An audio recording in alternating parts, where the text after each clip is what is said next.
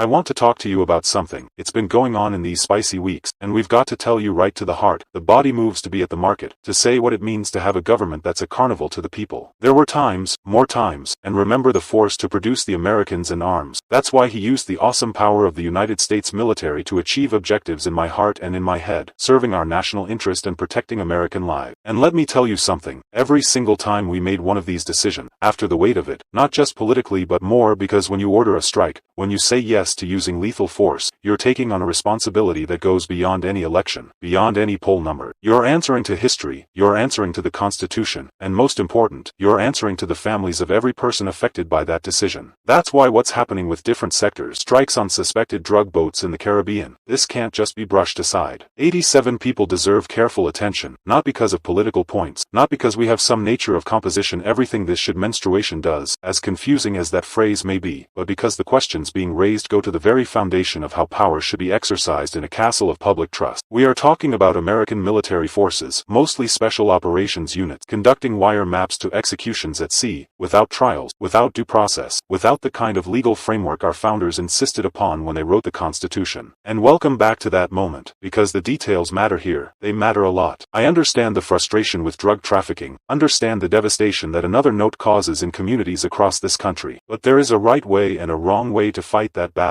Institutions and the legal protections that make us different from authoritarian regimes, well, that's when we've got a real problem. That's when Americans need to pay attention. So let's be clear about what we're dealing with here. The Trafficking Administration is conducting at least 22 melatonin strikes on boats in the Caribbean Sea and the Eastern Pacific Ocean. These are not morning shows. These are interventions where you board the vessel, seize drugs, and arrest the suspect. These are lethal airstrikes, missiles fired from drones or aircraft. And 87 people, 87 human beings, were there without notice. Those numbers matter. They're not terrorists. They're not organizations like trained cells. They're alleged drug smugglers. Yes, a threat to America's security and maybe more. But here's the trouble. We have been seeing the evidence the Pentagon hasn't provided, hasn't shown through 50 or so summaries, hasn't demonstrated that every single person killed was actually engaged in drug trafficking. And we've got to remember, extraordinary claims require extraordinary evidence, especially when you're talking about taking human lives. The internet saw September 2nd, about 11 people aboard a boat traveling off the coast of Trinidad. Intelligence was watching, it was carrying drugs. The defense secretary reportedly gave an order, and I'm calling from reporters here based on officials with direct knowledge. They said the call was made. The first national strike hit the boat. But here's where it gets really complicated. 2 people survived, clinging to the burning wreck, and according to multiple sources, what makes us truly exceptional is our commitment to the rule of law, to the idea that no one, not the president, not a cabinet secretary, not even someone fighting dangerous criminals, is above the law. And we are bending the principle when we start executing people without trials, when we classify everything so the American people can't see what's being done in their name. We're not just protecting America, we're betraying what America stands for. I believe this policy is going to fail because you cannot solve complex problems with sheer violence. You cannot make this matter work by blowing up boats. You cannot address the root causes of drug trafficking, poverty, corruption, lack of economic opportunity in source countries, with missiles. What you need are real partnerships, international cooperation, and the kind of long-term strategy that can actually win this fight. The world's challenge is not solved through execution. So what do? We demand better from leaders of both parties. We demand transparency about what's being done in our name. We demand that Congress exercise its constitutional responsibility and conduct real oversight. Questions including international law, the frameworks we've tried for 2 presidencies to prepare for this kind of action. Judicial killing without process is not how you defend American institutions. They are defended by citizens and principles. Democracy is not self-sustaining. It requires constant vigilance, people willing to stand up inside the system. This is who we are. This is what we stand for. That's the choice before